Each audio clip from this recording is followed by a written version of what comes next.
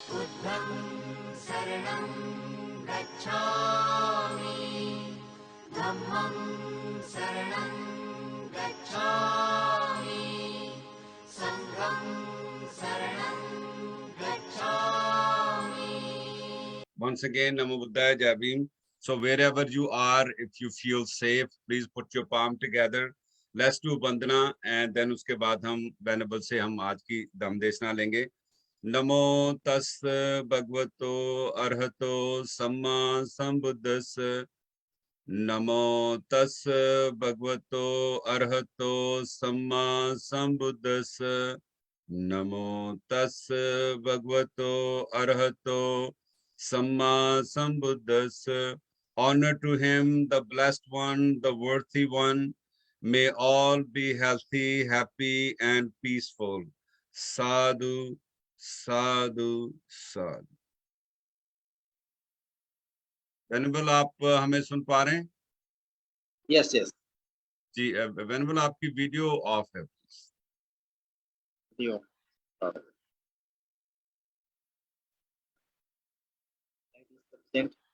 जी वेनेबल.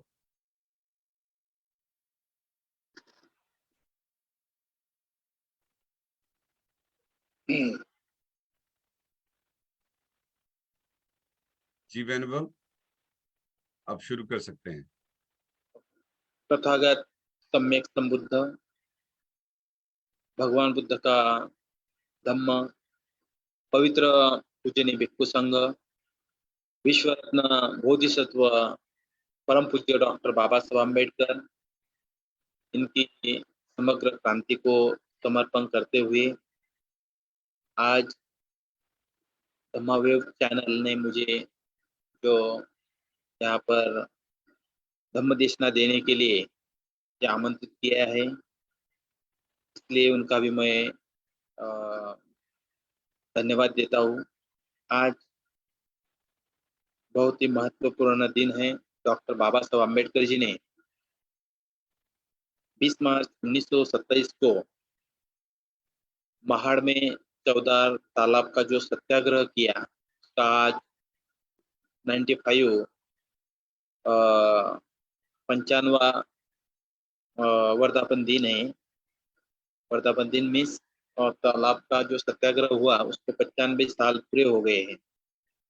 तो डॉक्टर बाबा साहब अम्बेडकर जी ने जो पानी के लिए संघर्ष किया, ये ओनली पानी के लिए संघर्ष नहीं था. तो यह संघर्ष हमारा हक था, अधिकार था.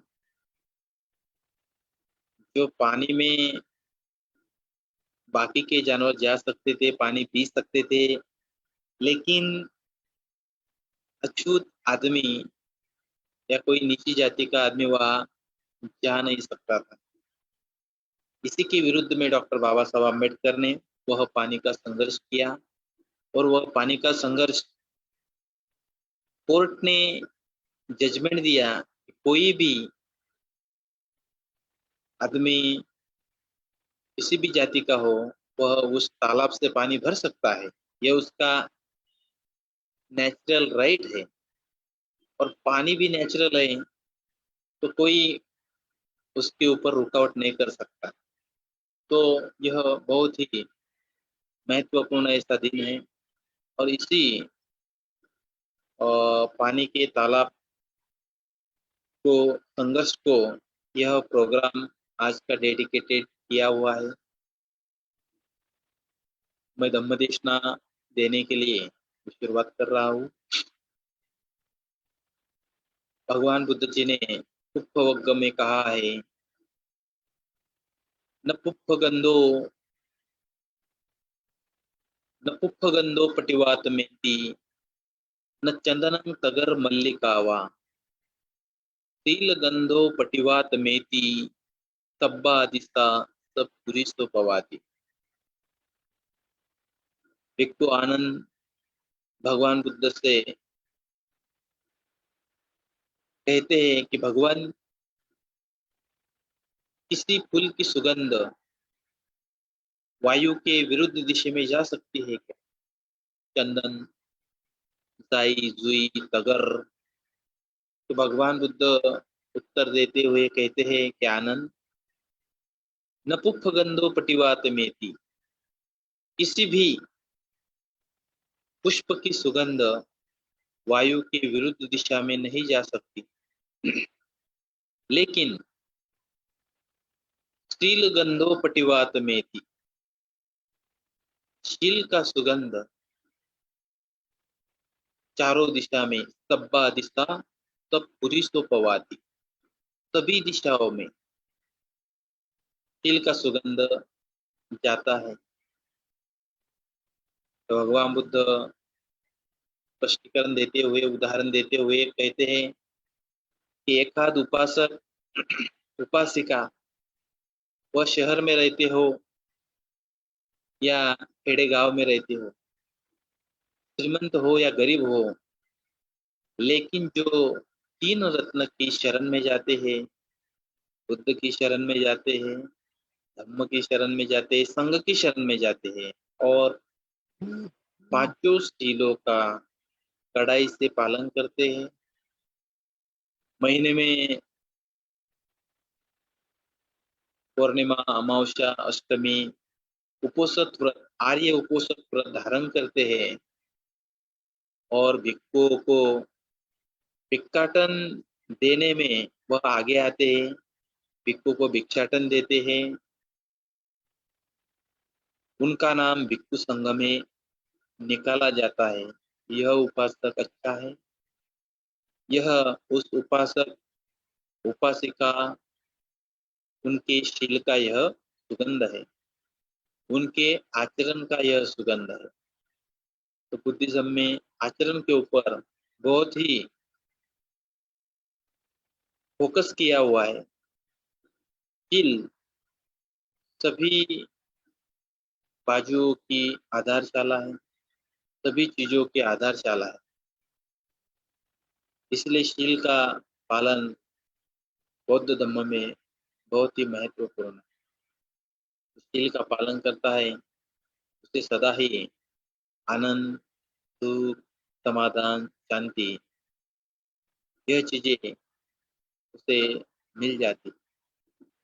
आगे जाके भगवान बुद्ध जी ने एक गाथा कही है, यथापि पुष्पराशिम्मा कैरामाला गुणे बहु, एवं मच्चेन जातेन कतबं कुशलं बहु।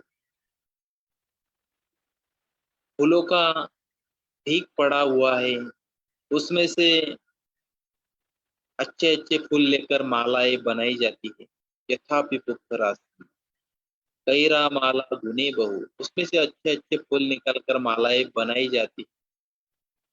एवं मच्चेन जातेन कतबं कुशलं बहु, इस पृथ्वी पर जन्मे हुए मर्त्य आदमी ने कतबं कुशलं बहु,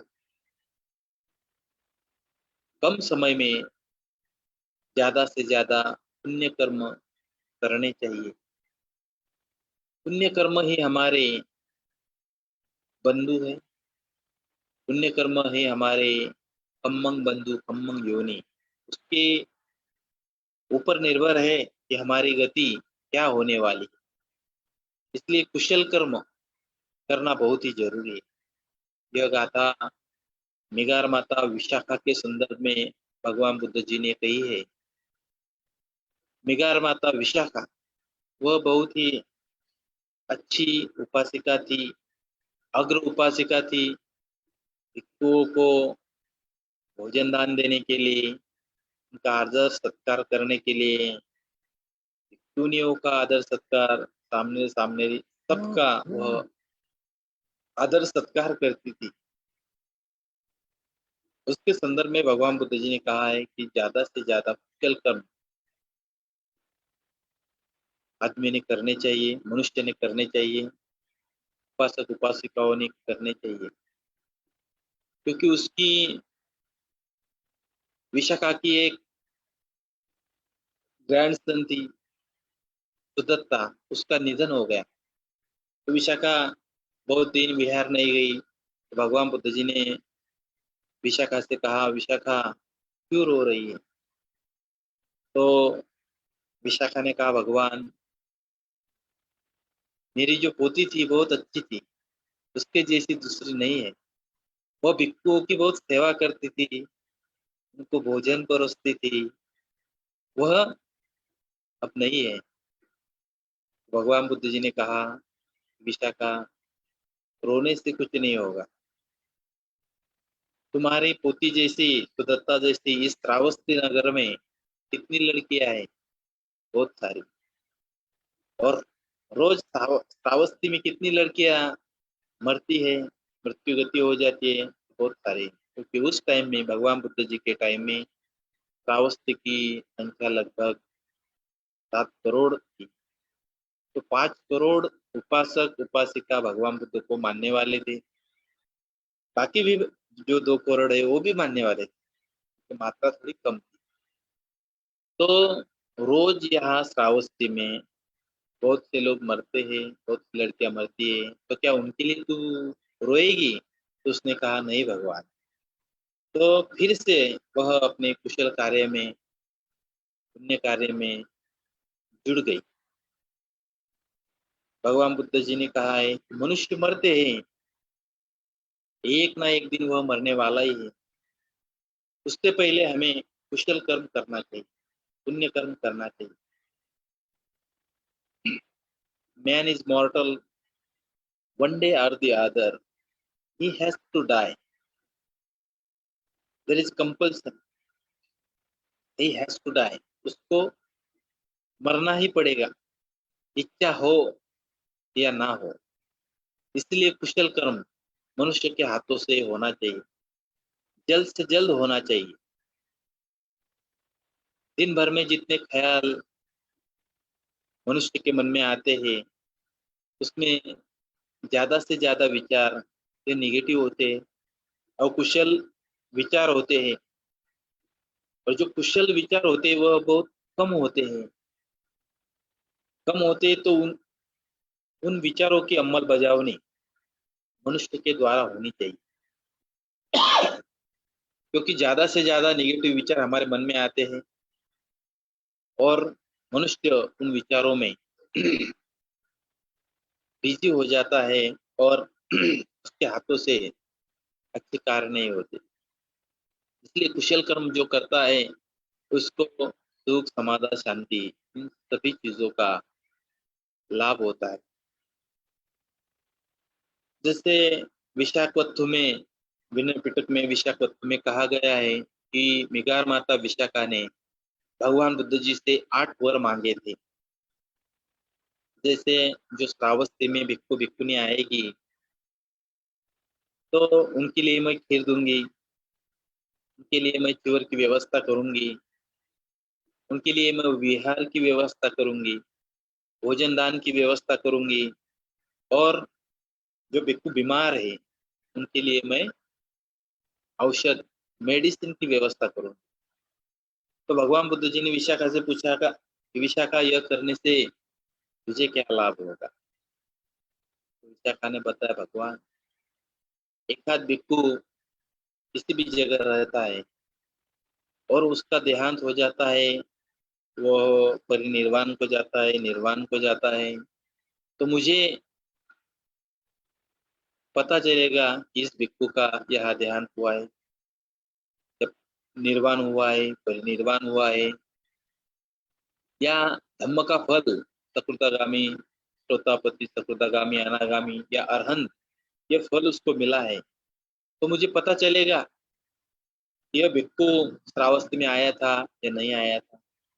अगर आया होगा तो उसको मेरे द्वारा खीर मिली होगी, या चिवर मिला होगा, भोजन मिला होगा, रहने की व्यवस्था जो कुब्बाराम विहार विशाखा ने भगवान बुद्ध भिक्षु संघ को समर्पित किया। तो इस जो मैंने दान किया है, उस दान के माध्यम से उनको यह गति मिली, तो इस बात का मुझे बहुत हर्ष होगा, मुझे बहुत आनंद होगा, और मुझे शांति मिलेगी। इसी प्रकार यह दान की महिमा जानते हुए विशाखा ने ये 8 वर भगवान बुद्ध जी से मांगे थे। तो मैं दान के बारे में एक गाथा कहूंगा। दानं थानं मनुस्तानं, दान देने की वजह से ही हमें मनुष्य का जन्म मिला है। दानं दुर्गति निवारणं, दान देने से दुर्गति का निवारण होता है। दानं ठानं सोपानं, दान देने से मनुष्य की प्रगति होती है। दानं सर्वस्य साधकम, दान देने से सब कुछ साध्य होता है। इसलिए दान यह राजा पारमिता है। सभी पारमिताओं की शुरुआत दान पारमिता से होती है। दान देने से मनुष्य के मन में श्रद्धा उत्पन्न होती है, वो प्रसन्न होता है। इसलिए दान की महिमा विशाखवत्व में कही गई है। आगे डॉक्टर जीवकवत्व में, विनय पिटक में जीवकवत्व में कहा गया है, जीवक की कथा आई हुई है कि डॉक्टर जीवक को पता चला कि मैं कैसे जीवित रहा, तो वह तक्षशिला जाता है। उसको पता चला कि उसको कूड़े के कचरे में फेंक दिया था और वह जीवित था, इसलिए अभय कुमार ने उसको गोद लिया, अपना नाम दे दिया। तो उसके मन में इच्छा उत्पन्न हुई, मैं जैसे जीवित रहा तो मेरी इच्छा है कि मैं दुखी कष्टी जो बीमार लोग हैं उनको जीवित रख सकूं। इसलिए वह तक्षशिला गया, वहाँ डॉक्टर बनकर फिर राजगृह में आया और राजा बिंबिसार उसको, राजा को भगंदर के रोग से मुक्त किया। श्रावस्ती की महिला शिशु शिशु शिरो रोग से पीड़ित थी, उसको अच्छा किया। और साकेत का, षष्ठी का बच्चा, उसको मुख चिक्ख का आजार हुआ, वो बीमार पड़ा, उसको भी अच्छा किया। उज्जैनी में राजा प्रजोत, उसको पांडु रोग हुआ, तो उसको भी डॉक्टर जीवक ने अच्छा किया। तो डॉक्टर जीवक ने लोगों को बचाते हुए मन में जो विचार थे, मैं जैसे जीवित रहा वैसे लोगों को जीवित रखने के लिए वह डॉक्टर का काम करता रहा। और भगवान बुद्ध भिक्षु संघ को भी डॉक्टर जीवक ने बीमारियों से दूर किया। भगवान बुद्ध को 30 विरेचन, जो भगवान बुद्ध का शरीर थोड़ा सा बीमार हो गया तो भगवान बुद्ध को भी 30 डोज देकर उसने भगवान बुद्ध जी को अच्छा किया। ऐसा जीवकत्व में आया है। जीवक का दान भी बहुत महत्वपूर्ण है। जीवक इच्छा होकर भी भिक्षु नहीं बन सका। भगवान बुद्ध जी ने उनको सभी लोगों की सेवा करने के लिए, चिकित्सा करने के लिए, बीमार लोगों को अच्छा रखने के लिए या करने के लिए उसको जीवक नहीं दिया। तो जीवक ने भी राजा बिंबिसार के दरबार में, अजातशत्रु के दरबार में, अजातशत्रु और भगवान बुद्ध की भेंट जीवक ने की है। विशाल जोड़ी जो जीवक को मिली थी प्रचोद राजा से, तो उसने भगवान बुद्ध जी को समर्पित। तो इसलिए दान का बहुत ही महत्वपूर्ण जीवकत्व में आया हुआ है, विशाखवत्व में आया हुआ है। प्रजोत राजवत्व में भी राजा प्रज्योत को जो ठीक किया है वह कथा आई है। और एक कथा यहाँ पे मैं गाथा के द्वारा बताऊंगा। भिक्षु सारिपुत्र महामोक्कलान के बारे में एक कथा बोलूंगा और मेरा प्रवचन में ज्यादा डीप में न जाते हुए एक गाथा के द्वारा समाप्त करूंगा। असारे सारमतिनो सारे चासार दस्तिनो ते सार नादि गच्छन्ति मिथ्या संकल्प गोचरा। सारिपुत्र मोगलान राजगृह में संजय वेलट्टी पुत्र उनके यहाँ वह रहते थे। 250 परिव्राजक उनके साथ में रहते थे। तो सारिपुत्र मोगलान ने एक दूसरे से कहा कि जिसको जीवन का जीवन जीने का सही रास्ता, सही धर्म मिलेगा, तो एक दूसरे को बताना चाहिए। तो राजगृह में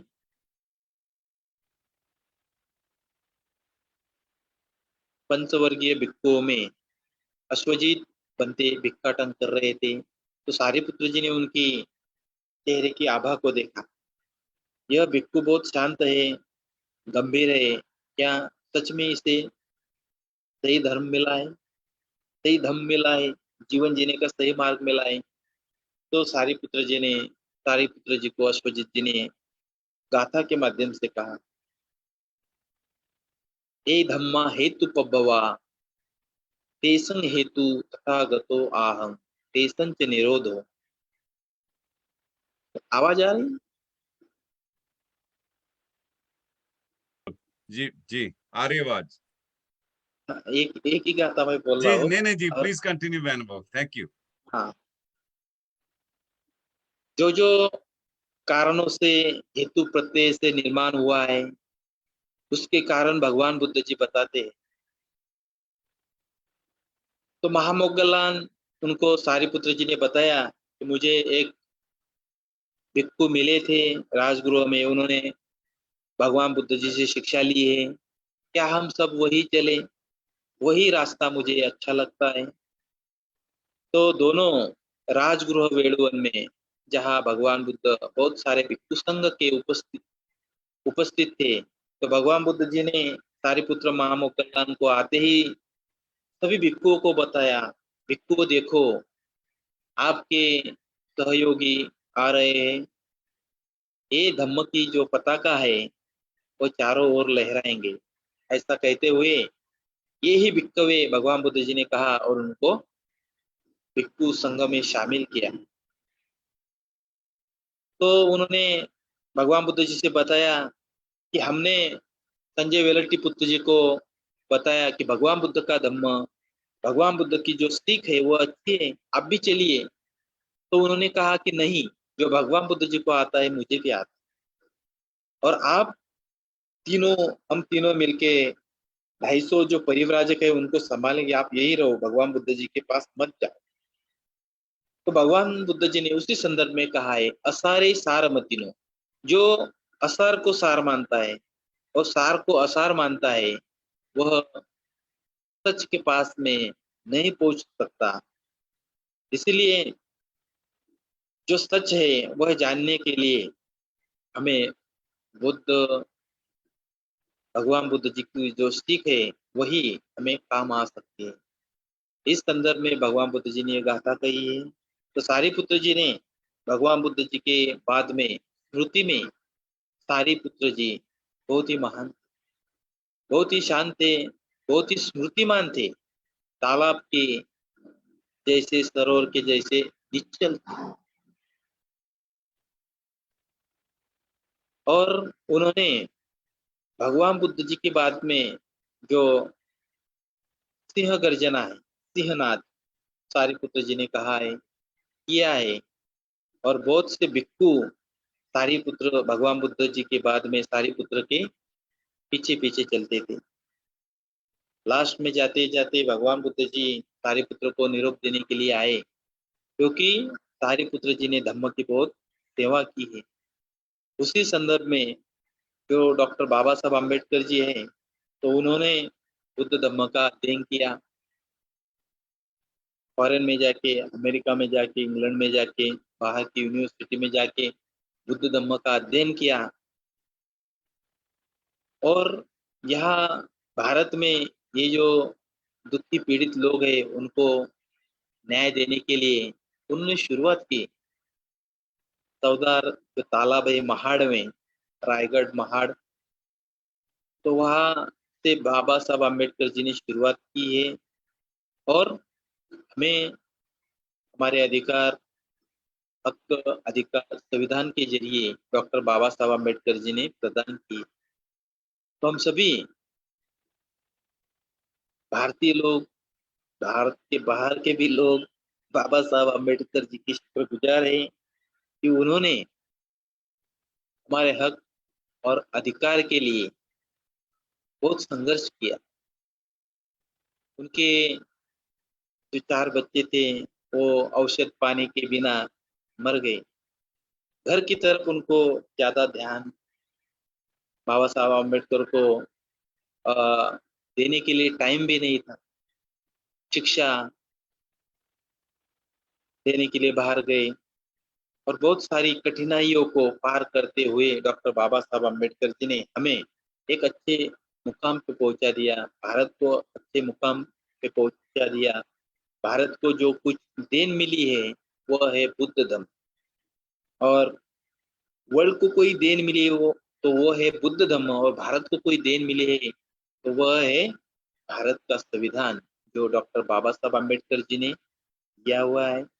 तो हमें बहुत प्राउड फील होता है कि हम जन्म से बौद्ध है, डॉक्टर बाबा साहेब अम्बेडकर जी ने हमें बुद्धिस्ट बनाया हुआ है, बुद्ध की झोली में डाल दिया है। तो हमें ज़्यादा से ज़्यादा बुद्धिज़्म को प्रचार करना चाहिए, बुद्धिज़्म का बुद्धिज़्म को ज़्यादा से ज़्यादा फॉलो करना चाहिए, और जो डॉक्टर बाबा साहब अम्बेडकर जी ने बताया हुआ है 22 प्रतिज्ञाएं, उसकी अमल बजावनी बहुत अच्छे तरीके से, कड़े तरीके से करना चाहिए। डॉक्टर बाबा साहब अम्बेडकर जी ने हमें सब कुछ जो जीवन जीने के लिए आवश्यक है वह चीज़ दी है। एजुकेशन के बारे में बाबा साहब अम्बेडकर का बहुत भारी योगदान रहा है। औरंगाबाद में Milind high school, Milind college doctor Baba Saheb Ambedkar ने बनाया है। पीएस सोसाइटी के माध्यम से बहुत जगह महाराष्ट्र में, महाराष्ट्र के बाहर में, और जो मिशनरी है, मिशनरी के जैसा एक बुद्धिस्ट मोनेस्ट्री चाहिए तो उसका भी औरंगाबाद में शुरुआत हो गई है। यह डॉक्टर बाबा साहब अम्बेडकर की बहुत बड़ी दूरदृष्टि है। तो मैं ज़्यादा न मेरा प्रवचन करते हुए मेरा विषय कुछ सिलेक्टेड नहीं था, फिर भी मुझसे जितना हो सका, जितनी मेरी स्टडी है, क्योंकि मैं महाराष्ट्र से हूँ, औरंगाबाद से हूँ, मेरी जो हिंदी है इतनी भी अच्छी नहीं है, फिर भी मैंने प्रयत्न किया, प्रयास किया।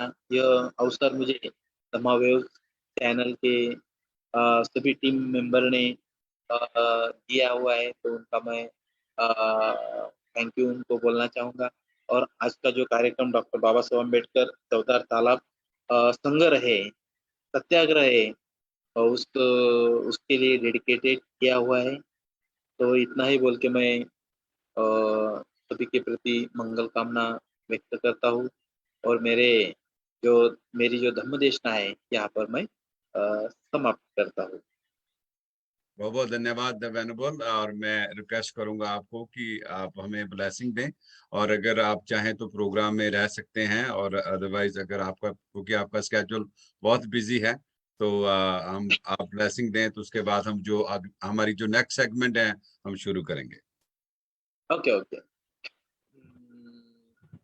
सविन्त्यो विवजन्तु सर्वरोगो विनाशतु मस्ते भवन्तु अन्तरायो सुखी दीर्घायुको भवतु सर्वमङ्गलं रक्षन्तु सर्वदेवता सर्वबुद्धानुभावेन सदा स्वस्ति भवन्तु ते। भवतु सर्वमङ्गलं रक्षन्तु सर्वदेवता सर्वधर्मानुभावेन सदा स्वस्ति भवन्तु ते। भवतु सर्वमङ्गलं रक्षन्तु सर्वदेवता सर्वसङ्घानुभावेन सदा स्वस्ति भवन्तु ते। आयु आरोग्य सम्पत्ति सर्ग सम्पत्तिमेव ततो निब्बान सम्पत्ति इमिनाते समीजतु। अभिवादन शीलिस्तं नित्यं वर्धापचायिनो चत्तारो धम्मा वर्धन्ति आयुवन्नं सुखं भलन्ति। साधु श्री रत्न की साधु। सबसे सबका मंगल हो, सबका कल्याण हो, सबको दीर्घायुष्य मिले। साधु साधु साधु। बहुत बहुत धन्यवाद वेनुगोपाल, और हम पूरी दमावेव की टीम का से आपका बहुत बहुत धन्यवाद करते हैं। तो जैसे हमारी दूसरी सेगमेंट होती है, हम उस तरफ चलेंगे। जैसे वेनेबल ने बताया कि आज का पूरा जो दमावेव का प्रोग्राम है, हमने बोधिसत्व विश्व प्रथम बाबा साहब डॉक्टर अम्बेडकर का जो सत्याग्रह पानी के ऊपर चलाया गया था, उसको डेडिकेट किया है। और जो हमारे जो गेस्ट स्पीकर हैं आदरणीय हरभजन सांपला जी, उनको लाने से पहले एक वीडियो मैं आपको दिखाना चाहता हूं, जो कि 14 अप्रैल को ये जो मूवी जो रिलीज की जा रही है, तो मैं उसका एक क्लिप, उसके बाद थोड़ी small introduction of Harbhajan Sampla ji, उसके साथ आज का जो सेकंड सेगमेंट हम शुरू करेंगे।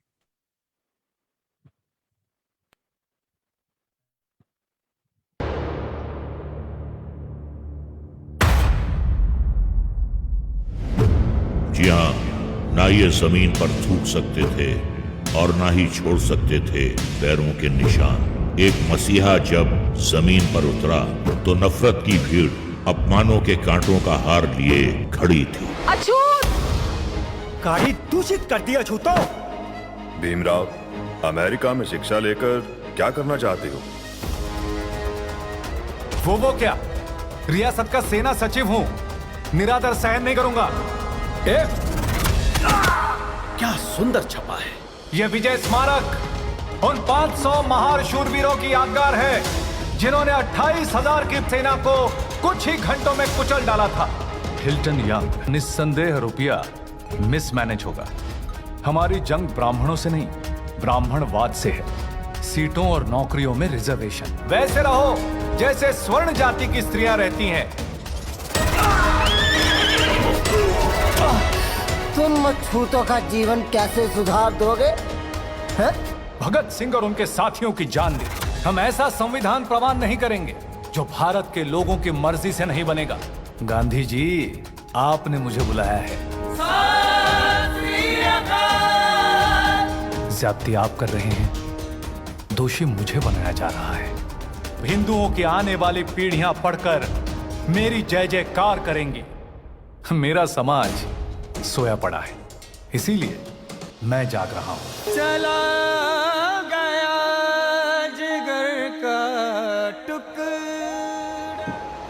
संविधान कितना भी अच्छा क्यों ना हो, अगर लागू करने वाले अच्छे नहीं होंगे तो संविधान बुरा ही साबित होगा। डॉक्टर शारदा, मैं ऐसे मंत्रिमंडल में नहीं रहूंगा। बिल जिसको मैंने बदल भी दिया था, उसकी भी हत्या कर दी गई। आपको तब तक इंसाफ नहीं मिलेगा जब तक समाज की रचना बदल नहीं जाती। गलत आस्था ने ही आज तक दलितों की शक्ति को पानी में बहाया है। भगवान बुद्ध के घर लौटने का समय आ गया है। अगर मेरे मन में नफरत और बदले की भावना आ जाती तो शायद मैं तबाही मचाने की दिशा में चला जाता।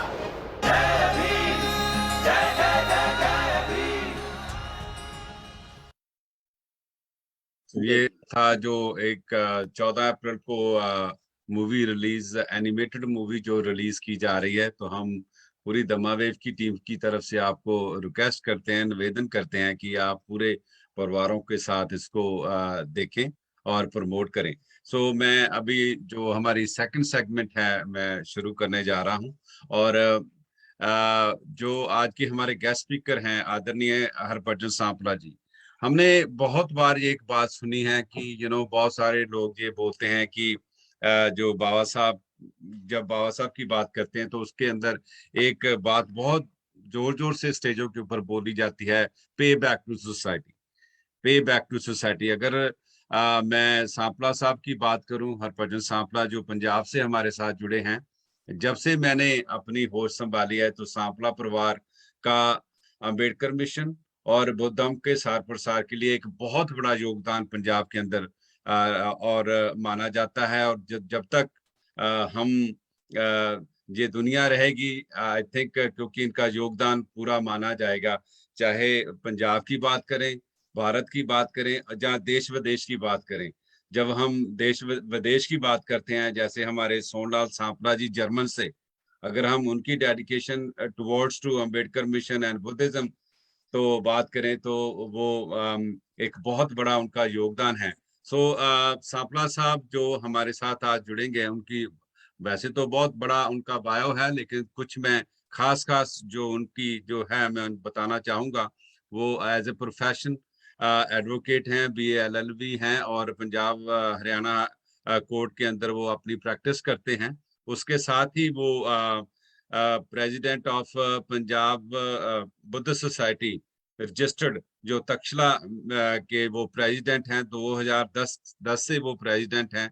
अगर हम और उसके साथ ही assistant secretary of Ambedkar mission society registered Punjab, जो अंबेडकर भवन से चलती है, उनके असिस्टेंट सेक्रेटरी भी हैं वो। और अगर हम बात करें कि जब बाबा साहब डॉक्टर अंबेडकर के जन्मदिन की गस्टेड छुट्टी की, जो हमारे अंकल, जो हमारे चाचा जी थे बिहारी लाल खार, जिन्होंने मन व्रत रखा था, तो सांपला साहब ने जो उनका पूरा लीगल जो उन्होंने जो अपनी गाइडेंस उस वक्त रखी थी, और पूरा अंबेडकर मिशन के साथ साथ प्रसार करने के लिए, और बहुत बड़ा इनका योगदान है। और जो इंग्लैंड भी वो आए, जैसे हमारे साथी आदरणीय जो चानन चाल जी अब हमारे साथ नहीं हैं, उन्होंने जो फैबो चलाते हैं, इनको UK में भी इनवाइट किया, और बहुत बड़ा इनका योगदान है पूरे परिवार का, और पूरे जो पूरी डेडिकेशन से बाबा साहब का मिशन और दम का सार प्रसार कर रहे हैं। तो हम पूरी दमा वेव की टीम की तरफ से सर आपका बहुत बहुत धन्यवाद करते हैं, वेलकम करते हैं। आपने अपना बहुत कीमती समा जो निकाला, और हमें जो पंजाब के अंदर, क्योंकि हम पंजाब के साथ ही आपको रिलेटेड रखेंगे, क्योंकि पंजाब में आप काम करते हैं, तो पंजाब में जो बाबा साहब का मिशन और जो दम का सार प्रसार बुद्धिस्ट मूवमेंट की आपसे थोड़ा जानकारी लेने की कोशिश करेंगे। सो सबसे पहले नमो बुद्धाय, जय भीम, वेलकम टू दमा वेव सांपला साहब। थैंक यू जी, नमो बुद्धाय। जी मेरी आवाज सुनाई दे रही है आपको? जी जी बिल्कुल सुन रही है जी। हाँ जी, तो इजाजत है, मैं शुरू करूँ? जी जी जी जी हाँ जी। तो आदरणीय भिक्षु संघ और हमारे बीच में बनते दीपंकर जी, उन्होंने हमें आशीर्वाद दिया और प्रवचन बहुत विद्वतापूर्ण हमें सुनाए, और मैं उनका भी और धम्मा भी की टीम का बहुत आभार प्रकट करता हूं, जो आपने मुझे इस मंच पर आने का और अपने विचार व्यक्त करने का मौका दिया है। तो जैसा कि मुझे ये टॉपिक दिया गया है कि भाई पंजाब में बौद्ध धर्म का प्रचार प्रसार, और इस टॉपिक को हम दो भागों में बांट सकते हैं। एक तो जो एंशियंट पंजाब है उसके बारे में, दूसरा जो मॉडर्न पंजाब है। एंशियंट जो पंजाब है उसमें आप सभी जानते हैं कि उसमें हरियाणा भी था, हिमाचल भी था, और पंजाब इटसेल्फ, ये सारा बहुत बड़ा पंजाब का क्षेत्र था। और इस पंजाब में तथागत बुद्ध के चरण भी पड़े। तो दूसरा जो है हमारा आज का पंजाब, जो 1 नवंबर 1966 के बाद बना है। तो ये है तो बहुत छोटा, लेकिन सुविधा के लिए हम इस टॉपिक को दो भागों में बांट के चल रहे हैं। तो जैसा कि आप सभी जानते हैं कि तथागत बुद्ध पंजाब में भी आए थे, और उनका महापरिनिर्वाण 483 BC के इर्द गिर्द हो जाता है, और उसके बाद 1000 बरस तक ये बुद्ध धर्म पूरे पंजाब में छाया रहता है, डोमिनेट होया रहता है। तो इसके 1000 बरस तक पंजाब में डोमिनेट रहना और इसका प्रभाव रहना, उसके लिए बहुत ही विद्वान बौद्ध भिक्षु, विद्वानों का, आर्टिस्टों का, कवियों का और फिलोसफर लोगों का इसमें बहुत बड़ा योगदान है, जिन्होंने बौद्ध धर्म का विरसा, कल्चर, जो सभ्याचार है, उसको अमीर बनाने में, रिच बनाने में अपना पूरा तन मन धन से उन्होंने योगदान डाला। तो ये जो बौद्ध विद्वान भिक्षु हैं, आर्टिस्ट हैं, कवि हैं, फिलोसफर हैं, उनमें कुछ चुनिंदा नाम हमारे सामने आते हैं, जैसे भंते नागसेन जी हैं, अश्व घोष जी हैं, असंगा जी हैं और बसु बंधु जी हैं।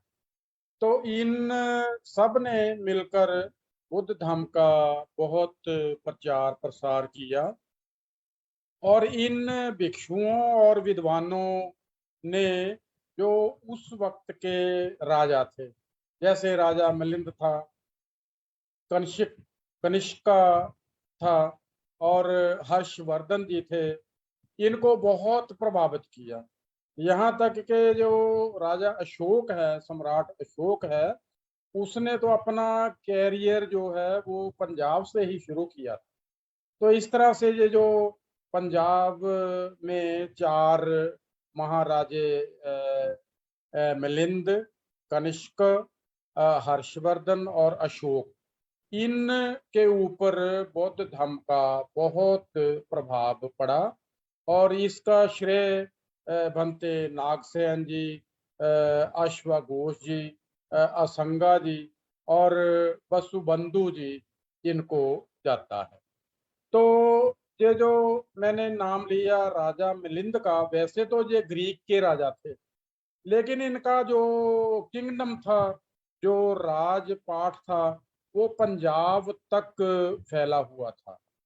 तो इनके ऊपर जो भिक्षु नागसेना जी हैं, उनका बहुत प्रभाव रहा और आप सभी जानते हैं कि किंग मिलिंद और भिक्षु नागसेन के दरमियान, इनके बीच में जो बातचीत हुई, चर्चा हुई, उसको हम मिलिंद प्रश्न कहते हैं और मिलिंद प्रश्न बहुत पूरी दुनिया में प्रसिद्ध हैं और उनसे हमें बहुत सा ज्ञान जो है वो मिलता है। वैसे ये जो राजा मिलिंद है, इनका नाम मनिंदर था, मनिंदर। तो बहुत से लोग जो पंजाब में हैं, उनका नाम भी मनिंदर सिंह भी है, मनिंदर कुमार भी है और एक तो बहुत बड़े क्रिकेटर हुए हैं इंडियन टीम के, वो था मनिंदर सिंह। तो इस तरह से ये जो राजा मिलिंद है, ग्रीक के थे, लेकिन पंजाब तक उनका राज्य फैला हुआ था और उनका बहुत बौद्ध धर्म में फैलाने के लिए योगदान रहा। तो यहाँ तक भी कहा जाता है कि ये जो राजा कनिष्क था, जो बुद्धा की अभी हम स्टैचू देखते हैं, बुद्ध देखते हैं, ये जो बुद्ध की प्रथा है वो राजा कनिष्क से ही शुरू हुई थी और इसके बाद हमारे बीच में आ जाते हैं चाइना से चले हुए जो यात्री थे ह्यून-सांग, वो यात्री थे। वो यहाँ पंजाब में 630 एडी से लेकर 643 एडी के बीच में हम यहाँ रहे, यानी 14 बरस तक यहाँ रहे। पंजाब से होते हुए वो बौद्ध गया तक या पूरे भारतवर्ष में वो घूमे और जब यहाँ आए तब भी वो 4 महीने यहाँ रहे पंजाब में और जब वो वापस चाइना जाने लगे तब भी वो 3 महीने यहाँ रहे और वो 3 महीने जलंधर में रहे। इसके लिए बहुत हमें जलंधर वालों को, यहाँ पंजाब वालों को पूरी खुशी है, वहाँ जलंधर वालों को अत्यंत बहुत ज्यादा खुशी है कि वो यात्री जो ह्यून सांग थे वो यहाँ रहे। यहाँ रहते हुए, पंजाब में रहते हुए उन्होंने 3 जिले जो है हमारे, 3 स्थान, उनको बहुत नजदीक से देखा। एक तो था चाइना पट्टी। चाइना पट्टी जैसे अमृतसर के एक तहसील है पट्टी, तो उसको उस वक्त उसका नाम था चाइना पट्टी। दूसरा है जलंधर, उसको कहते थे जलंधरा। और तीसरा है सताद्रू। सताद्रू जो आज का संगोल है उसको सताद्रू कहते थे। और इन तीनों के बारे में हम एक एक 2-2 मिनट चर्चा भी कर लेते हैं कि ये जो चाइना पट्टी है, ये अमृतसर की एक तहसील है। मॉडर्न इसका नाम आज का जो है उसको पट्टी कहते हैं। और पट्टी जो है ये राजा कनिष्क का शीतकालीन मतलब विंटर रेजिडेंस था। तो विंटर रेजिडेंस था और इस रेजिडेंस के ऊपर ह्यून सांग जी को स्टेट गेस्ट के रूप में रखा गया था और उनकी पहल सेवा वहीं पर की गई थी। और यहाँ पर वो 14 महीने ठहरे थे। 14 महीने ठहरे थे। उन्होंने अपनी जो किताबें हैं, जो लेख हैं, उनमें लिखा है कि यहाँ देयर वर 10 मोनास्ट्रीज। जो पट्टी है वहां पर 10 मोनास्ट्रीज सिगियां सी, और वहां पर बहुत से भिक्षु रहते थे। यानी 10 monasteries were fully packed with great bhikshus. तो वो 14 महीने जो ठहरे उसका समय था 10 जनवरी 634 से लेकर मार्च 635 तक, ये उसके ठहरने का समय था। यहाँ ठहर कर उन्होंने बहुत अध्ययन किया। तो अध्ययन किस चीज का किया? वो था अभिधम्मा शास्त्र। अभिधम्मा शास्त्र का अध्ययन किया। और अध्ययन की शिक्षा किससे ली? विनीता प्रभा। वनिता प्रभा। तो ये पट्टी में रहते हुए ह्यून सांग जी ने जो हमें बताया है। तो हमें मतलब इसकी जो खोज है, इसकी खुदाई है, वो करवाने के लिए प्रयास करना चाहिए। 10 मोनास्ट्रीज बहुत बड़ा विरसा होता है, कोई छोटी सी बात नहीं है। लेकिन अभी तक हमें इसके बारे में बहुत ज्यादा पता नहीं चला है। तो हम प्रयास कर रहे हैं कि भी डिस्ट्रिक्ट एडमिनिस्ट्रेशन से ताल्लुक बढ़ाकर संपर्क करके इनकी जो है वो खोज की जाए। उसके बाद आता है दूसरा सिटी, वो जलंधर है। जलंधरा। ह्यून सांग यहाँ जलंधर में आए तो यहाँ जो जलंधर की किंगडम की राजधानी थी उसका नाम था त्रिगर्था। TRIGRATA, त्रिगर्था। तो ये यहाँ की राजधानी थी। और यहाँ के राजा का नाम था बुद्धि, WGDDH, बुद्धि। और उसको उदितो भी कहते थे। उसका दूसरा नाम उदितो भी था।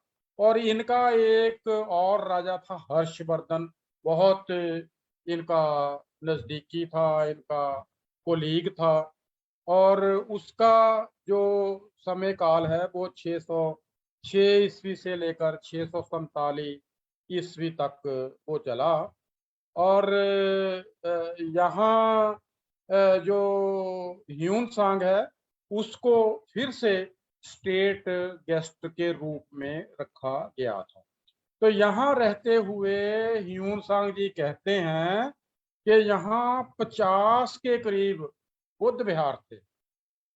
ह्यून सांग जी कहते हैं कि जालंधर में 50 के करीब बुद्ध विहार थे और यहाँ 200 के करीब बौद्ध भिक्षु रहते थे जो घूमकर प्रचार करते थे। और यहाँ का जो सबसे बड़ा बुद्ध विहार था उसका नाम था नागर धाना। यहाँ पर एक स्टेशन के बगल में ही धन मोहल्ला है, धन मोहल्ला रेलवे स्टेशन के नजदीक है। तो ये मुझे लगता है कि ये धन मोहल्ला वही था, यहाँ पर ये बहुत बड़ा बौद्ध विहार था। तो इस में जो विद्वान रहता था वो था चंद्रा वर्मा। चंद्रा वर्मा, चंद्रा वर्मा से इस ह्यून सांग ने शिक्षा वहां ग्रहण की। और शिक्षा किस बात के ऊपर ग्रहण की? वो था प्राकरण पद्दा विभाजा शास्त्र। इसके ऊपर उन्होंने गहन अध्ययन किया था। और इसके बाद हमारे पास आ जाता है कि जब ये वापस जाने लगे, ह्यून सांग जी वापस जाने लगे, तो हर्षवर्धन जी ने कहा उदित राजा को कि इनकी सुरक्षित वापसी के लिए प्रबंध किया जाए और इनको कोई किसी भी प्रकार की दिक्कत नहीं आना चाहिए। ये समय था 643 ईस्वी कह सकते हैं, एडी भी कह सकते हैं। तो इस तरह से ये जालंधर के बारे में ह्यून सांग जी ने हमें बहुत गहन जो गहरी बातें हैं वो बताई। इसके बाद आ जाता ही तीसरा सत्राद्रु। सत्राद्रु, सत्राद्रु क्या है? ये सतलुज का नाम था पहले। सतलुज दरिया जो चलता है उसका नाम था सताद्रु। तो यहाँ जो किंगडम था, जो राजे का किंगडम था, उसकी राजधानी था सताद्रु। तो इसको आज का जो नाम दिया गया है वो है संगोल। संगोल में आप बहुत सारे जो उपासक उपासिकाएं गए होंगे, वहां पर देखा भी होगा। मुझे भी वहां जाने का 2 बार मौका मिला। तो इन तीनों शहरों में से अभी जो खुदाई हुई है वो सिर्फ और सिर्फ संगोल में ही खुदाई हुई है और वहां पर म्यूजियम बना हुआ है। यहाँ जो भी खुदाई हुई है उसको म्यूजियम में संभाल के रखा गया है और इसके कुछ अवशेष जो है वो चंडीगढ़ की म्यूजियम में रखे गए हैं। संगोल पहुंचने के लिए जैसे सरहिंद है, सरहिंद स्टेशन से अगर जाना हो तो वो 10 किलोमीटर के ऊपर पड़ जाता है, 16 किलोमीटर। अगर लुधियाना से जाना है हमने तो फिर 65 किलोमीटर के ऊपर पड़ जाता है। तो यहाँ पर जो स्तूपा है संगोल में, उसको सम्राट अशोक जी ने बनवाया। सम्राट अशोक जी ने इस स्तूप को बनाया जो आज भी वहां पर दिखाई देता है। और ये 3rd सेंचुरी BC का है। ह्यून सांग के मुताबिक ये वो कहता कि भी मैंने वो देखा। ह्यून सांग जी कहते हैं ये स्तूपा मैंने देखा है, खड़ा है। तो वहां पर अभी तो खड़ा तो नहीं है, लेकिन वहां पर इसके निशान जरूर हैं। तो इन तीनों स्थानों का हमारे बौद्ध धामों में बहुत महत्व है। इन की खुदाई के लिए और यहाँ पर रिसर्च के लिए हमें बहुत से प्रयास करने की जरूरत है। कुछ और भी जो कुशाना डायनास्टी, कुशाना भी राजा हुआ है, तो उसके समय के भी यहाँ अवशेष जो है वो मिले हैं। तो इन ये जो संगोल में है ना, इनको कहते हैं अद्भुत है। यहाँ पर सिंगोल में जो कुछ भी हमें प्राप्त हुआ है वो कहते हैं बौद्ध हिस्ट्री में, बौद्ध इतिहास में ये अद्भुत चीजें हैं जो हमें सिंगोल से मिली हैं। इनके अलावा लुधियाना से जगराओं जाते हुए जगराओं के नजदीक एक और जगह हमें मिली है, उसको कहते हैं तिहारा। तिहारा जहाँ बहुत सी और चीजें मिली हैं, उनके साथ सिक्के मिले हैं। सिक्के मिले हैं, एक तरफ उसमें भगवान बुद्ध की फोटो उसमें सिक्कों के ऊपर छपी हुई है। इसी तरह जगराओं के पास एक और जगह मिली है अरूरा। अरूरा जो बधड़ मुझे लगता है जहाँ से ये मुख्यमंत्री चन्नी जी इलेक्शन लड़े थे, मुझे यही लगता है क्योंकि भदड़ है इसका नाम। तो ये वहाँ जगह और रिसर्च के दरमियान मिली है। तो इनका पुराना नाम अहिचाता है। अहिचाता, AHICHATTA, अहिचाता। तो जो एक और विद्वान हुए हैं इटालियन स्कॉलर, उनका नाम है जी तुक्की, TUCCI, तुक्की, जी तुक्की। वो कहते हैं कि तिब्बत से, चाइना से जो यात्री आते थे वो जलंधर अमृतसर तक आया जाया करते थे। तो ये 13वीं सदी की बात है। उसके बाद जो अभी मैं नए पंजाब की तरफ चलता हूँ, जो आज की स्थिति है उसके ऊपर हम कुछ चर्चा कर लेते हैं। जी जी। तो जो जहाँ आज का पंजाब है, इसमें सारा श्रेय जो है बौद्ध धम्म को ग्रहण करने का और बौद्ध धम्म के प्रचार प्रसार का वो श्री लाहौरी राम बाली जी को जाता है।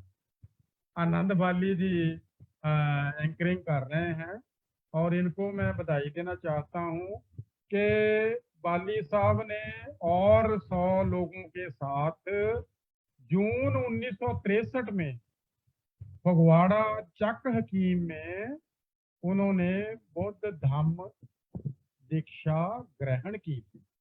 तो तब से पंजाब में बहुत तेजी से बौद्ध धम्म का प्रचार प्रसार चल रहा है। और ये भी मैं यहाँ बताना चाहता हूँ कि भिक्खु प्रज्ञानंद जी, उनसे इन्होंने बौद्ध धम्म दीक्षा ग्रहण की थी।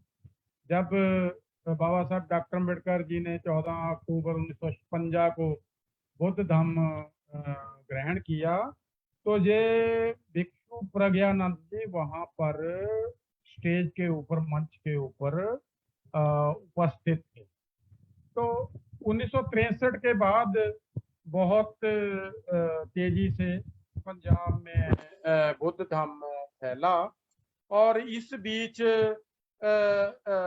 हमारे एक बहुत ही विद्वान भिक्षु जो आनंद कौशल्यान थे, उनकी बहुत बड़ी कंट्रीब्यूशन है। वो पंजाब से थे, रोपड़ बस्सी। और उनके अलावा 2 और भिक्षु पैदा हुए, उनका नाम था जगतानंद जी और चंद्र कीर्ति जी। तो हमारे बीच जगतानंद जी तो नहीं रहे, लेकिन भिक्षु चंद्र कीर्ति जी पंजाब में घूम घूम के बौद्ध धम्म का प्रचार कर रहे हैं। तो मैं कुछ और व्यक्तियों के नाम लेने समझूंगा जिन्होंने बौद्ध धर्म पंजाब में फैलाने के लिए तन मन धन से प्रयास किया। उनके नाम है, जैसे सूफी पिंड से है जोधराज बोधी जी, सोडी राम बोधी जी, भगत राम सांपला जी, सोहन लाल सांपला जी, रतन लाल सांपला जी, डॉक्टर ओम प्रकाश जी, दर्शन राम सांपला जी, और मैं तो बाद में बहुत लेट इस लाइन में हाजिर हुआ हूँ। और इनमें और नाम हमारे बीच हैं, जैसे हरबंस लाल बेदी जी हैं, SL गिंडा जी हैं, भगवान दास जी हैं, तरसेम लाल चाहल जी हैं, SR धारापुरी जी हैं, हुसन लाल जी हैं भुट्टा मंडी से, सगली राम जी हैं, दर्शन बोधी जी हैं, और सोहन लाल शास्त्री जी, नानक चंद रत्तो जी, नवा शहर से हैं कृष्ण कुमार महाशा कृष्ण कुमार बोधी जी, फिर है हमारे बीच हजारा राम बोधी जी, मनोहर लाल बाली जी। तो इस तरह से बहुत से उपासक हैं जिन्होंने बौद्ध धर्म के लिए प्रचार प्रसार किया, और बहुत सी पुस्तकें लिख रहे हैं, प्रकाशन भी हैं, जिनमें मिलिंद प्रकाशन है जो हरमेश जस्सल जी चला रहे हैं, तरसेम लाल चाहल जी ये भी प्रकाशन चला रहे हैं, बहुत सी किताबें इन्होंने लिखी हैं। सबसे बड़ी जो बात है, सबसे बड़ी बात जो है, मार्च 2004 में पंजाब के सभी विद्वान और सभी कार्यकर्ता उपासक उपासिकाएं इकट्ठी हुई फगवाड़ा में।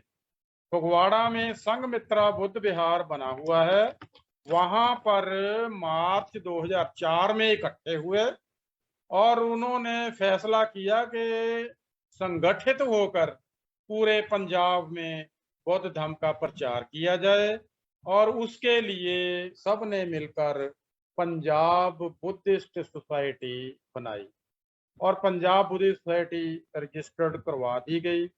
उसके बाद पंजाब बुद्धिस्ट सोसाइटी के माध्यम से ही तक्षशिला महा बुद्ध विहार बनाया गया, जो पूरे पंजाब का बोधियों का केंद्र है। और आप में से बहुत से लोग तक्षशिला में आए होंगे, गए होंगे, वहां पर देखा होगा, वहां पर भिक्षु संघ और पंजाब बुद्धिस्ट सोसाइटी के कार्यकर्ता सभी मिलके बहुत तन मन धन से इस प्रचार में लगे हुए हैं। और यहाँ पर जहाँ बौद्ध धाम का प्रचार होता है, वहीं पर बाबा साहब डॉक्टर अम्बेडकर जी का 14 अप्रैल को हर साल वर्ष जन्मदिन मनाया जाता है। उसके बाद बौद्ध पूर्णिमा पूरे हर्षोल्लास के साथ मनाई जाती है। इसके बाद फिर धम्म दीक्षा समारोह, जो आमतौर पे अशोक का विजयदशमी के रूप में मनाया जाता है। फिर यहाँ लोगों को भिक्षु ट्रेनिंग दी जाती है, भिक्षुओं को तैयार किया जाता है कि भाई आप पंजाब में घूम घूम के प्रचार करो।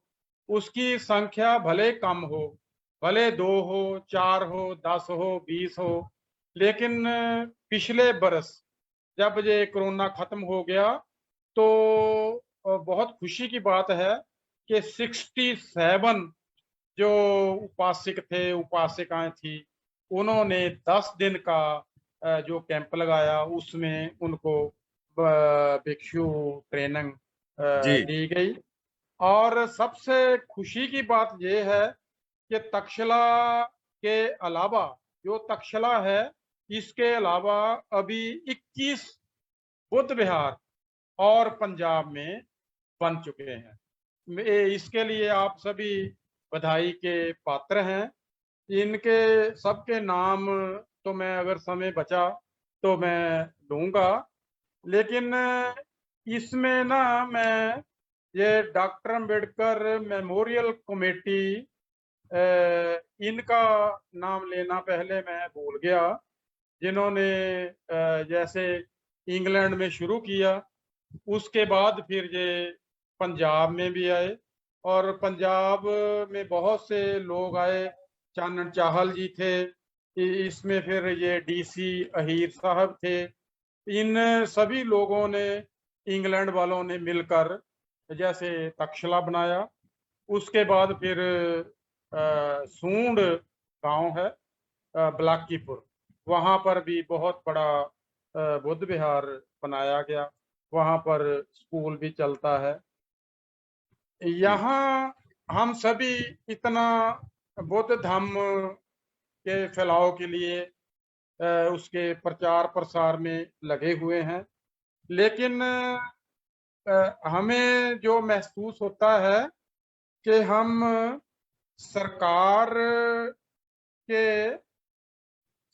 के पास अपने आप को जो बौद्धिस्ट माइनॉरिटी में है, माइनॉरिटी स्टेटस दिलवाने में अभी हम कामयाब नहीं हो पा रहे हैं, क्योंकि बहुत से ग्रुप बन गए हैं। बहुत से ग्रुप बनने के कारण जो हमारी मजबूती है उसके जी ऊपर भी जी प्रभाव साबला पड़ा साहब है।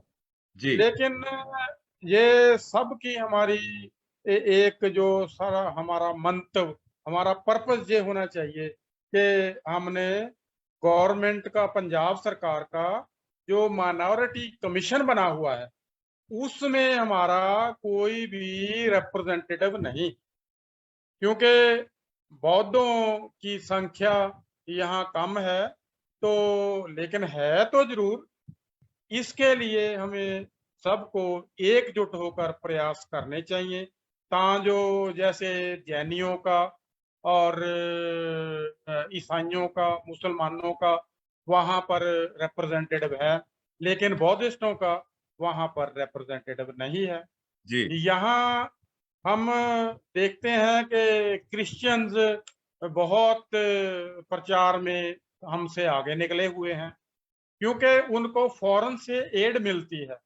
जो देश विदेश में वहाँ की संस्थाएं हैं, वो यहाँ पर आकर स्कूल खोल रही हैं, यहाँ आकर हॉस्पिटल्स खोल रही हैं, दबे कुचले लोग हैं उनकी मदद करते हैं। तो वैसे ही हमें भी जो हमारी संस्थाएं हैं, भले वो इंग्लैंड में हैं, अमेरिका में हैं, कनाडा में हैं, यहाँ पर भी हैं, उनको चाहिए कि वो जापान से, जो थाईलैंड से या चाइना, हांगकांग से, इसी तरह कोरिया है, बहुत से जो बुद्धिस्ट कंट्रीज हैं, उनकी जो संस्थाएं हैं, उनको उनके साथ संपर्क किया जाए और उनको कहा जाए कि भाई आप पंजाब में इन्वेस्टमेंट करो, पंजाब में बुद्ध विहार बनाओ, पंजाब में स्कूल खोलो, पंजाब में कॉलेजेस खोलो और जी पंजाब में हॉस्पिटल खोलो, जी साबला साहब। जो क्रिश्चियंस के पैटर्न के ऊपर हम भी जहाँ बौद्ध धर्म की जड़ें जो है वो उनको मजबूत कर सकें और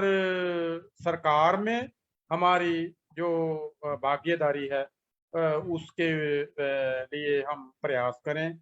तो मैं 1 मिनट लगा के जी, अगर समय है तो मैं सभी जितने बुद्ध विहार है उनके नाम बोल देता हूँ।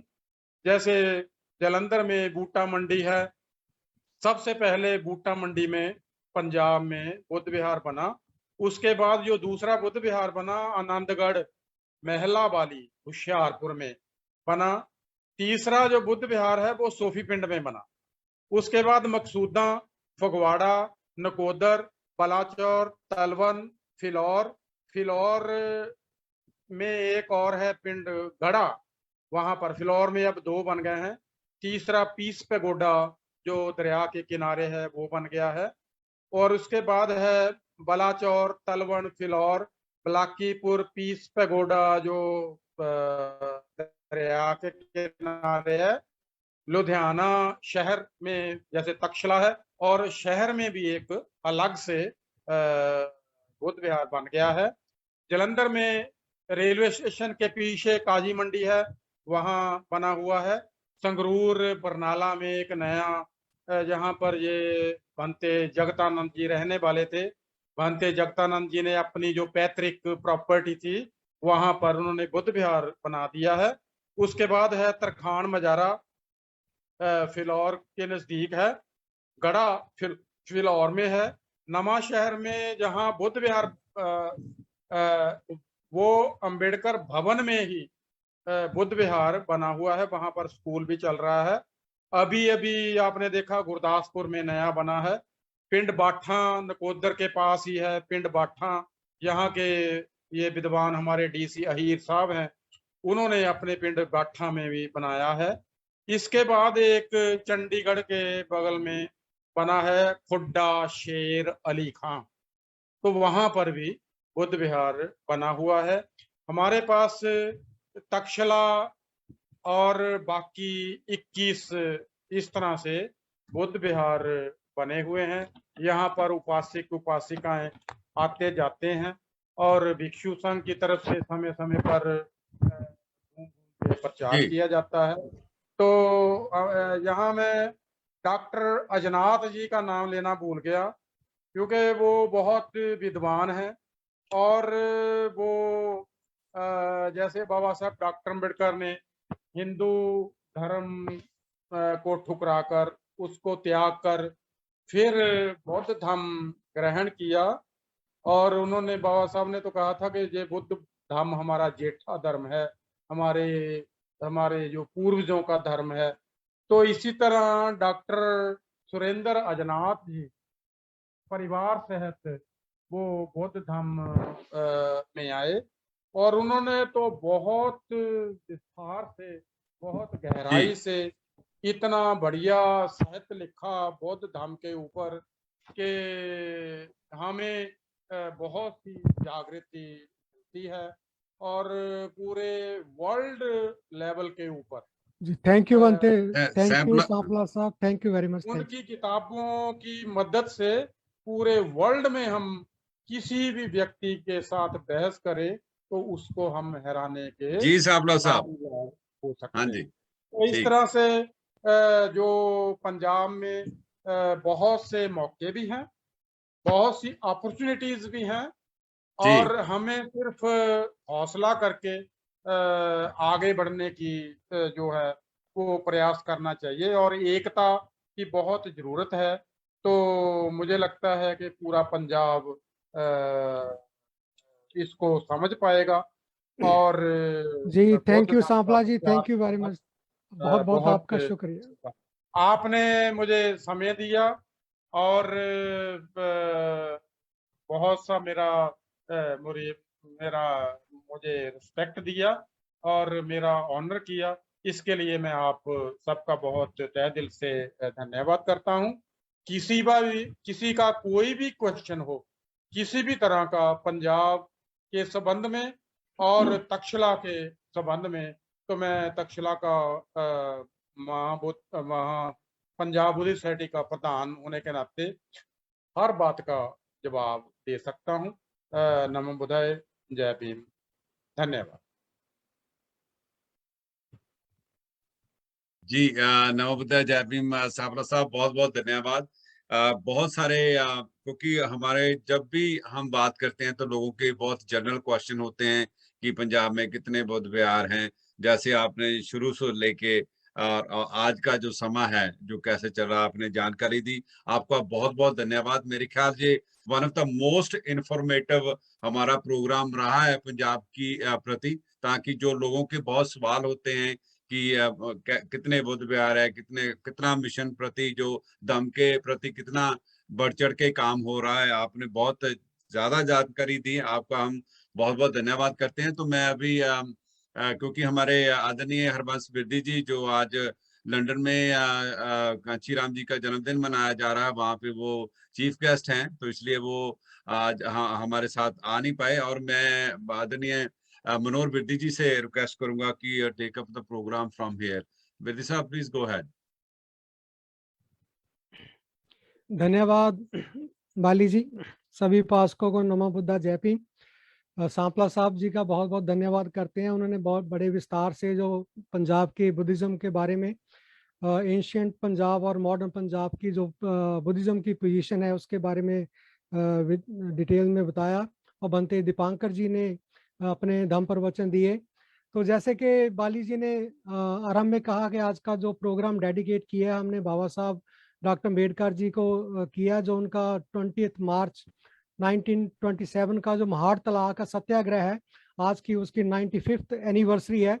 तो आज के दिन हम बाबा साहब के इस महान सत्याग्रह के बारे में बनते जी ने भी मेंशन किया। आपने पिक्चर भी देखी है, बाली जी ने दिखाया। 1-2 मिनट में अभी समय बहुत ज़्यादा हो गया, हमारा प्रोग्राम काफ़ी लंबा हो गया है, उसके बारे में बता के आपसे क्षमा चाहेंगे। जैसे कि क्योंकि आज के दिन इस महान सत्याग्रह को याद करना बहुत ज़रूरी है। प्यारे उपासकों, जैसे कि बॉम्बे लेजिस्लेटिव काउंसिल ने 4 अगस्त 1923 को एक रेजोल्यूशन पास किया था, उसका नाम था एस के भोले। मिस्टर एस के भोले ने वो रेजोल्यूशन पास किया था, पेश किया था, जो बॉम्बे लेजिस्लेटिव काउंसिल ने अडॉप्ट किया। उसमें जो सरकारी तालाब है, कुएं हैं, वेल्स हैं, स्कूल्स हैं, पब्लिक पार्क हैं, सभी लोगों के लिए वो यूज कर सकते थे। अनटचेबल लोग जो दलित लोग हैं उनके लिए भी खोल दिए गए थे, बाई लॉ उसको खोल दिया गया था। कहीं भी वो पानी पी सकते थे, यूज कर सकते, तालाब को, कुएं को, वेल को, स्कूल जा सकते, सरकारी ऑफिस में जा सकते थे। तो इसी तरह क्योंकि महाड़ की जो काउंसिल है उसकी कार्यपालिका है, वो भी बॉम्बे प्रोविंस का एक पार्ट थे, उसने भी इस रेजोल्यूशन को अडॉप्ट किया। पर जो पेपरों में था और लीगली था, पर प्रैक्टिकली जो लोग हैं, दलित लोग थे, अनटचेबल थे, वो स्कूलों में जा नहीं सकते थे, पानी पी नहीं सकते थे, कुएं का प्रयोग नहीं कर सकते थे। तो इसके लिए लोगों ने बाबा साहब के पास गए भी, हमें पानी पीने का अधिकार नहीं। तो बाबा साहब ने जो कोलाबा डिस्ट्रिक्ट डिप्रेस्ड क्लासेस के लोगों के साथ एक कॉन्फ्रेंस रखी 19 और 20 मार्च को। तो बहुत हजारों लोग उसमें, बच्चे भी, पुरुष भी, औरतें भी, लेडीज भी, मैन भी इकट्ठे हुए। तो फर्स्ट डे कॉन्फ्रेंस पर 19 मार्च को उन्होंने फैसला किया, हम महाड़ तालाब पर, चुदाव तालाब पर जाकर पानी पिएंगे, उसको टच करेंगे, पिएंगे। जो पाबंदियां हम पर लगाई गई हैं उसका हम उसको ब्रेक करेंगे। तो 20 मार्च को बाबा साहब 3-4 हजार लोगों के साथ उस महाड़ तालाब पर गए। सबसे पहले बाबा साहब ने पानी अपने हाथ में लिया, उसको पिया। उसके बाद हजारों लोगों ने जो पानी उसका पिया। तो पहली बार ऐसा हुआ भाई, जो दलित लोग थे, जो पिछड़े लोग थे, गरीब लोग थे, वो पानी उन्होंने पिया, जो गांव का एक कम्युनिटी का जो तालाब था। तो उसका जो मेन एजेंडा था वो लोगों के साथ सिविल राइट्स की अवेयरनेस बाबा साहब ने उसमें क्रिएट करनी थी। तो उसके बाद काफ़ी लड़ाई झगड़ा भी हुआ, लोग, हिंदू लोग इकट्ठे हुए, उन्होंने अटैक भी किया, काफ़ी झगड़ा भी हुआ। पर ये ऐसा बाबा साहब लिखते हैं, अम्बेडकर राइटिंग एंड स्पीचेस के वॉल्यूम 7 में पार्ट 1 में बाबा साहब लिखते हैं, Mahad Satyagraha was not for water, Mahad Satyagraha was not for water but to establish human rights. से ह्यूमन राइट्स को एस्टेब्लिश करने का एक संघर्ष था। तो उसको हमें ऐसे देना, एक शुरुआत थी बाबा साहब के संघर्ष की, अपने मॉरल और लीगल राइट्स की, ह्यूमन राइट्स को दलित को लेने का। और साथियों, इसका अगर वर्ल्ड की जो कॉन्फ्रेंस के साथ कंपेयर करते हैं, आपने सुना होगा जो फ्रेंच रेवोल्यूशन, फ्रेंच रेवोल्यूशन की के लिए भी एक ऐसी ही एक बताते हैं, वर्सेलीज शहर है उसमें, उसको वर्सेलीज कॉन्फ्रेंस बोलते हैं। 1789 में वर्सेलीज कॉन्फ्रेंस हुई थी। और उस वर्सेलीज कॉन्फ्रेंस में जो फ्रेंच रेवोल्यूशन शुरू हुई थी, फ्रेंच रेवोल्यूशन का जो बीज था वो वर्सेलीज कॉन्फ्रेंस में हुई थी। उनका जो जागृति आई थी, जो फ्रेंच रेवोल्यूशन आई थी, उसके पैरेलल पर ही जो महाड़ सत्याग्रह आज के दिन 20 मार्च को बाबा साहब ने शुरू किया, जो फ्रेंच रेवोल्यूशन की तरह था। इतनी महान इसमें इस क्रांतिमय दिन को हम देखना चाहिए। बाबा साहब ने राइट्स लेके दिए। बाबा साहब ने तो बहुत सारे संघर्ष किए, राउंड टेबल कॉन्फ्रेंस में, नासिक कालाराम मंदिर में एग्जेक्टिव जो मेंबर थे वायसराय काउंसिल, बहुत उन्होंने किए। पर जो आज का हम हार्ट सत्याग्रह का 95th एनिवर्सरी पर बाबा साहब का हम शत शत प्रणाम करते हैं। जिन लोगों ने, औरतों ने, बच्चों ने, बुजुर्गों ने उस दिन साथ दिया बाबा साहब का, सभी को हम वंदना करते हैं। आज के दिन उनको हम याद करते हैं। इसी के साथ ही प्यारे दर्शकों, आज का प्रोग्राम यहीं पर हम समाप्त करते हैं। अगले प्रोग्राम फिर मिलेंगे। अंत में हम सभी के लिए मंगल कामना करेंगे। आप मेरे साथ ज्वाइन कर सकते हैं। भवतु सब मंगलं, रखन्तु सब देवता, सब बुद्धानुभावेन सदा सोति भवन्तु ते। भवतु सब मंगलं, रखन्तु सब देवता, सब धम्मानुभावेन सदा सोति भवन्तु ते। भवतु सब मंगलं, रखन्तु सब देवता, सब संगानुभावेन सदा सोति भवन्तु ते। साधु साधु साधु। तो बहुत बहुत धन्यवाद विरती साहब। आप जितने भी हमारे साथ आज लाइव हमारे साथ जो हमारे पास जुड़े, हम उनका बहुत बहुत धन्यवाद करते हैं। आदरणीय बंते जी का और आदरणीय हरभजन सांपला जी का हम बहुत बहुत धन्यवाद करते हैं पूरी टीम की तरफ से। और जो जानकारी दी है, आप ये पूरा का पूरा प्रोग्राम जो ट्यूसडे को यूट्यूब के ऊपर ये अपलोड हो जाता है। बहुत सारे लोग जो हमारे साथ लाइव नहीं जुड़ते, वो यूट्यूब के ऊपर जाके ये सारी जानकारी, जैसे मैंने बताया कि ये one of the most informative program आज हमारा रहा है पंजाब के रिलेटेड, क्योंकि सांपला साहब ने बहुत डीपली जो शुरू से लेके 2 सेगमेंट में उन्होंने इनको बांटा है जो और पूरा एक्सप्लेन किया है। और आज मोमेंट कहाँ पे खड़ी है उसके ऊपर भी उन्होंने बातचीत की और आपको खुला ओपन मंत्र भी किया। अगर आपका कोई सवाल हो, सांपला साहब तक्षशिला के प्रेसिडेंट हैं पंजाब बुद्धिस्ट सोसाइटी रजिस्टर के, आप उन्हें फोन भी कर सकते हैं, कोई सवाल जवाब भी कर सकते हैं। सो इसके साथ ही जैसे हम पारमता की बुद्ध में पारमता की बात करते हैं, सबसे बड़ी पारमता जो दम की है वो दान की पारमता मानी जाती है। दमावेव का एक कोशिश है और जो दमावेव की ड्यूटीज हम समझते हैं कि बाबा साहब डॉक्टर अम्बेडकर ने हमारी ड्यूटी लगाई है कि अगर भारत को बुद्ध में ही बनाने की अगर हमारा थोड़ा सा भी योगदान पड़ जाए तो हम कोशिश कर रहे हैं। पूरा almost more than year and half हमें हो गया है। तो इसी के साथ ही जैसे हमारा लोगो है जानो फिर मानो, ये दमावेव का लोगो है, जानो फिर मानो। The purpose of Dhammawave is learn and share the Dhamma. When you share the Dhamma, it is a gift for this life as well many lives to come. With this, be mindful, be safe, be kind. Sadhu sadhu sadhu. बुद्धं शरणं गच्छामि, धम्मं शरणं गच्छामि।